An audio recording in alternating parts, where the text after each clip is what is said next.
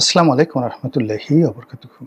সম্মানিত দর্শক, অন্তর্বর্তীকালীন সরকারের প্রধান উপদেষ্টা doctor Mohammad Yunus, Nobel laureate.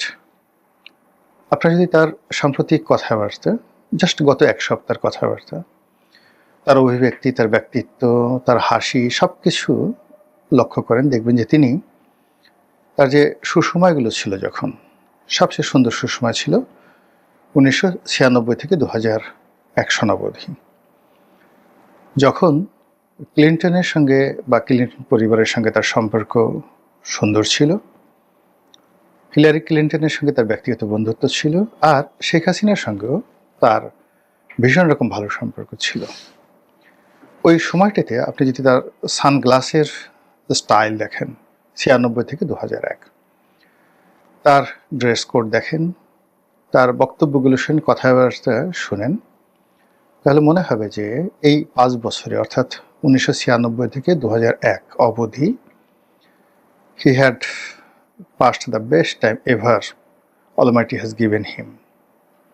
ওই 5 বছর তার জীবনের স্বর্ণালীর সময়।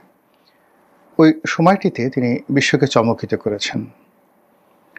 তিনি বাংলাদেশ সরকারের সঙ্গে তার যে সম্পর্ক, সেই সম্পর্কটি এবং একই সঙ্গে বিশ্বের সঙ্গে তার আজকের যে সম্পর্কটি, এই সম্পর্কটি তিনি তৈরি করেছিলেন ওই সময়টিতে। তখন আমি সেই সময়ের যে ছবিগুলো কিছু দেখলাম, অসাধারণ স্মার্ট। সে স্মার্টনেস না দেখলে বোঝা যাবে না। তিনি যা পড়ছেন, যে পোশাক পরছেন, যে কথা বলছেন, যেভাবে হাঁটছেন, যেখানে যাচ্ছেন, সব কিছুতে একটা ছন্দময় গতি লক্ষ্য করা যাচ্ছে। যাই হোক, নিয়তি মানুষকে বিভিন্ন জায়গাতে নিয়ে যায়। ডক্টর মোহাম্মদ ইউনূসের আসলে সেই 2019 থেকে 2009 থেকে 2000 একেবারে 24-এর আগস্ট পর্যন্ত, 1 তারিখ পর্যন্ত একটা মিজারেবল সময় গিয়েছে। এই সময়টিতে তিনি দেশে অপমানিত হয়েছেন, লাঞ্ছিত হয়েছেন। তার ব্যবসা বাণিজ্য থেকে শুরু করে আরও অনেক কিছু রীতিমতো সরকারের প্রণোদনায় বা মদদে রীতিমতো ধস নেমেছিল। তো এরপর তার ক্ষমতায় প্রত্যাবর্তন, মানে তিনি রাষ্ট্র ক্ষমতার প্রধান ব্যক্তি হবেন। এটা কেমন যেন একটা রূপকথার গল্পের মতো।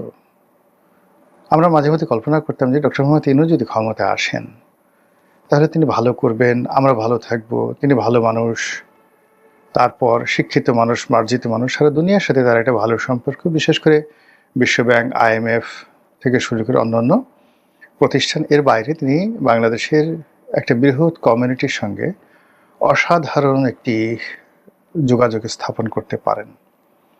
সমাজের বিভিন্ন জ্ঞানী, গুণী, সাধারণ মানুষ থেকে শুরু করে যাকে তার প্রয়োজন, অথবা বাংলাদেশ বিনির্মাণে বাংলাদেশের জনমতে প্রভাব বিস্তার করে, এরকম কোনো মানুষ নেই টেকনাফ থেকে তেঁতুলিয়া পর্যন্ত যার সঙ্গে ডক্টর মোহাম্মদ ইউনূসের বিগত জীবনে একটি বারের জন্য হলেও কথা হয়নি। অবশ্যই হয়েছে। তো এই যে তার যে পাবলিক রিলেশন, তার যে সফলতা, তারপর দুনিয়া জোড়া খ্যাতি, এই খ্যাতির সঙ্গে আবার নোবেল পুরস্কারের যে স্বীকৃতি, সব মিলিয়ে তিনি যেন কি হয়ে গিয়েছিলেন। মানে তার সমপর্যায়ের লোক পৃথিবীতে ছিল না। এত গুণ, এত সফলতা, এত অর্থ, এত জ্ঞান, এত লেখাপড়া, এত জনগণের সমর্থন, পাবলিক সাপোর্ট। আপনি চিন্তা করুন, নোবেল পুরস্কার তো অনেকে পেয়েছেন। দেয়ার ইজ এ মাসাদো, তিনিও পেয়েছেন, মালালা ইউসুফজাই পেয়েছেন, ভারতের একজন পেয়েছেন, অনেক। কিন্তু 18 কোটি বাঙালির মধ্যে ডক্টর মোহাম্মদ ইউনূসকে নিয়ে যে আবেগ ছিল, উচ্ছ্বাস ছিল, এইরকম এতগুলো মানুষ একসঙ্গে, এমনকি বিল ক্লিন্টন কিংবা নেলসন ম্যান্ডেলা, তাদের উপর এরকম 18 কোটি মানুষের আশীর্বাদ ছিল না, যেটা ডক্টর মোহাম্মদ ইউনূসের উপর ছিল। তো তিনি ক্ষমতা আসার পর যে কোনো পরিস্থিতি, এটা তার ভুল হতে পারে, তার লোকজনের ভুল হতে পারে, এরপর এখানে দ্বৈত শাসন হতে পারে। অর্থাৎ আমরা সবাই জানি যে বর্তমান সরকার যে চলছে, সেই সরকারের পেছনে সামরিক, বেসামরিক, আমলাতন্ত্রের একটা বিরাট প্রভাব রয়েছে। দেশি বিদেশি যে রাষ্ট্রগুলো রয়েছে, কূটনৈতিক সূত্রগুলো রয়েছে, বন্ধুগুলো রয়েছে, তাদের সীমাহীন প্রভাব রয়েছে। সবার কথা তাকে শুনতে হয়েছে।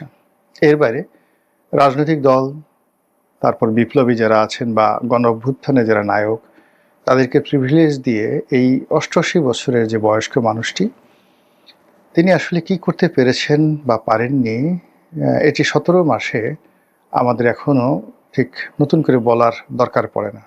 সবাই আমরা মোটামুটি তার ব্যাপারে বিরক্ত হয়ে পড়েছি এবং আমাদের সেই বিরক্তি তিনি টের পেয়েছেন।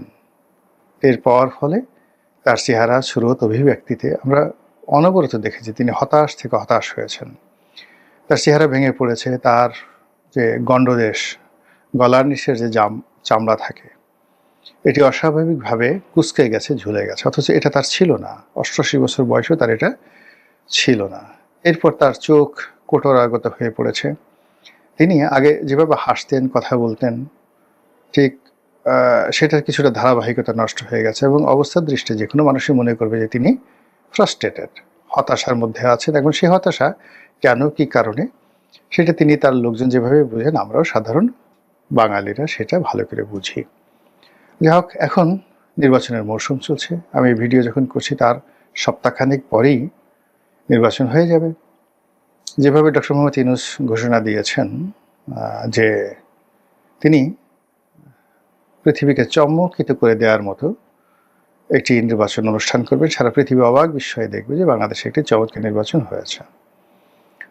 তার যারা পাত্র মিত্র রয়েছেন তাদেরও দাবি যে আমাদের স্যার মিথ্যা কথা বলেন না, কথা দিয়ে কথা রাখেন এবং তিনি নির্দিষ্ট সময় নির্বাচন দিয়ে তিনি ক্ষমতা থেকে চলে যাবেন। কিন্তু অবাক হলো যে বেকুব বাঙালি সবসময় নির্বুদ্ধিতা করে, তারা জ্ঞানীর লোককে বুঝতে পারে না, মহান লোকদেরকে তারা পিছন থেকে ছুরি মারে, সম্মানিত লোকদেরকে তারা বেইজ্জতি করে এবং এর মধ্যেই বাঙালির একটা উন্মত্ততা থাকে, উন্মাদনা থাকে এবং সেটা এই আমলে বেশ বাঙালি আরাম পাচ্ছে। বড় বড় মানুষকে মব সৃষ্টি করে মারধর করছে, কান মুলে দিচ্ছে, নাক ধরে টান দিচ্ছে, ঠোঁট ধরে টান দিচ্ছে, আরও অনেক গুপ্ত অঙ্গ সেখানে একটু আঙ্গুল দিয়ে তাদেরকে সুশ্রী দেওয়ার চেষ্টা করছে। বুড়া বুড়া মানুষ, ছেলে হোক মেয়ে হোক, ডাজ নট ম্যাটার, তাদের কোপানলে যারা পড়ছে সবাইকে এই কাজগুলো করছে এবং এটা যারা করছে তারা খুব মজা পাচ্ছে, আর যারা দেখছে বেশিরভাগ লোকে মজা পাচ্ছে, আর কিছু লোক যারা আছে নাকুচো তারা হায় হায় কি হলো, ছি ছি, স্যা স্যা, এত অধঃপতনের দিকে সহ্য করা যায় এই ধরনের কথাবার্তা বলছে, কিন্তু জিনিসটা বন্ধ হচ্ছে না। তো যাদের সঙ্গে হাত চালানো যাচ্ছে লোকজন তাদের সঙ্গে হাত চালাচ্ছে, আর যাদের সঙ্গে মুখ চালানো যাচ্ছে দিদারসে তাদের বিরুদ্ধে মুখ চালাচ্ছে, আর যাদের বিরুদ্ধে মুখ চালানো যাচ্ছে না তাদের বিরুদ্ধে চিন্তা করে করে তাদেরকে আচ্ছা মতো কচু রস দিয়ে, লেবু দিয়ে, তারপরে লবণ দিয়ে, কাঁচামরিচ দিয়ে ঘুটুনি বানিয়ে, তারপরে কই মাছ যেভাবে কেচে ওইভাবে কেচে ওখানে আবার ওই ঘুটুনি লাগিয়ে দিয়ে তারা মনে মনে চিন্তা করে যে তারা যাকে অপছন্দ করে সে এখন চিৎকার করছে, লাফালাফি করছে, কান্নাকাটি করছে, বাঁচাও বাঁচাও বাঁচাও। এই হলো বাঙালির মনোবৃত্তি। মনে মনে কলা খেতে, মনে মনে স্বপ্ন দেখতে তাদের কোনো রকম যাকে বলা হয় জুড়ি নেই সারা দুনিয়াতে। তো এরকম অবস্থা যখন চলছে বাংলাদেশে, সেই অবস্থাতে হঠাৎ করে এই যে ডক্টর মোহাম্মদ ইউনূসের যে নির্বাচনী অনুষ্ঠান আয়োজন, সব কিছুর পরে যদি গণতন্ত্র চলে আসে, রাজনীতিতে যদি স্থিতিশীলতা চলে আসে, তাহলে অ্যাজ এ হোল এই মানুষগুলোর কি হবে যারা মব পছন্দ করতেন, যারা দূর থেকে বানানো নাচ দেখে খুব মজা পেতেন, বিশৃঙ্খলার মধ্যে আলু পুড়িয়ে আগুন যখন লেগে গেছে তখন তার মধ্যে আলু পুড়িয়ে খেতে মজা করতেন, তাদের কি হবে? তারা হাপিত্যেশ শুরু করে দিয়েছে এবং তাদের দিকে একটা বিরাট অংশ না না বাপু দেখো শেষ পর্যন্ত ডক্টর মোহাম্মদ ইউনূস কিন্তু নির্বাচন দেবেন না। আরে ক্ষমতা কি সাধারণ জিনিস? একটা গ্রামীণ ব্যাংকে সাধারণ ম্যানেজিং ডিরেক্টরের পদ তিনি ছাড়তে চাননি, কুরবান করে দিয়েছেন, জীবনটা তছনছ করে ফেলেছেন, আর সেই মানুষ প্রধান উপদেষ্টার পদ ছাড়বেন? সি সি সি সি, গণেশ তোর কি আর জীবনে বুদ্ধিশুদ্ধি হবে না? এরকমভাবে একজন অপরজনকে সমালোচনা করছেন যারা ডক্টর মোহাম্মদ ইউনূসের মধ্যে ইতিবাচক কোনো কিছু দেখছেন বা কল্পনা করছেন। এনিওয়ে, যেটি আমি বলবো সেটি হলো যে এত কিছুর পরেও হঠাৎ করে দেখা গেল ওই যে তার মধ্যে যে বিষণ্ণতা ছিল, খারাপ দিক ছিল, খুব সম্প্রতি দেখা যাচ্ছে তার চেহারার মধ্যে একটি ঝলক চলে এসছে। এটিকে নূরের আভা বলতে পারেন, এটিকে আনন্দের ফোয়ারা বলতে পারেন, এটি তার বিশ্বাস ফিরে পাওয়ার প্রত্যয় বলতে পারেন, অথবা তিনি আশাপ্রদ কিছু পেয়েছেন, বিশ্বাস তার জন্ম নিয়েছেন যে তিনি বিজয়ী হবেন। What ever maybe, I don't know. এতে তার চেহারা ভালো হয়ে গেছে, তার গলার ভাঁজগুলো কমে গেছে, এবং তিনি সর্বশেষ যে বক্তব্যগুলো দিলেন জাতির উদ্দেশ্যে অসাধারণ। মানে সেই যে 96 থেকে 2001 সনে তিনি যেভাবে সাবলীল কায়দায় বক্তব্য দিতেন, ওই একই ভঙ্গিতে তিনি বক্তব্য দিয়ে সারা বাংলাদেশকে মাত করে ফেললেন। কারণটা কি? কি হচ্ছে বাংলাদেশে? তিনি কি আসলে সফল হবেন? সেই সফলতা কি? নাকি লোকজন যেটা বলছে তিনি দীর্ঘমেয়াদে ক্ষমতায় থাকবেন? এই কারণ হলো ক্ষমতা থেকে চলে যাওয়াটা যে কোনো মানুষের জন্য বিপজ্জনক, ওনার জন্য খুব বেশি। তিনি সর্বমহলের বিএনপি, আওয়ামী লীগ, জামাত সবারই রোষের শিকার হবেন, ইনক্লুডিং এনসিপি রোষের শিকার হবেন। কাজেই ক্ষমতায় যাওয়ার চেয়ে ক্ষমতায় থাকা তার জন্য নিরাপদ, এটা পাগলেও বোঝে। দ্বিতীয়ত হলো যে নির্বাচন যদি 12 তারিখে হয়, 9 তারিখে তিনি মার্কিন যুক্তরাষ্ট্রের সঙ্গে একটি গোপন চুক্তি স্বাক্ষর করবেন। কেন? উদ্দেশ্যটা কি? তিনি কি মার্কিন যুক্তরাষ্ট্রকে এই শেষ সময় খুশি করতে চাচ্ছেন? কি জন্য? তার ব্যবসা বাণিজ্যের জন্যে, তার নিজের সেফ এক্সিটের জন্যে, নাকি ক্ষমতাতে ডিপ স্টেট পলিসির যে সমর্থন সেটাকে স্বাভাবিক রাখার জন্যে, নাকি অন্য কোনো কিছু? Whatever maybe, there are many question আছে।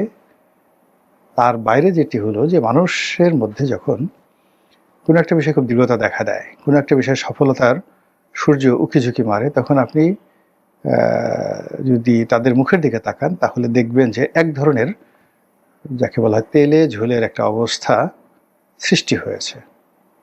আর ঠিক সেই তেলে ঝোলের অবস্থা, অরুণোদয়ের সেই অগ্নিসাক্ষীর মতো অবস্থা ডক্টর মোহাম্মদ ইউনূসের মুখমণ্ডলে এই নির্বাচনে 6-7 দিন আগে আমরা দেখতে পাচ্ছি। অবশ্যই তিনি এই বয়সে সুস্থ থাকুন, ভালো থাকুন, তাকে ভালো দেখাক, আর তিনি সুন্দর মতো থাকেন বা ফিরে যান, হোয়াট এভার মেবি।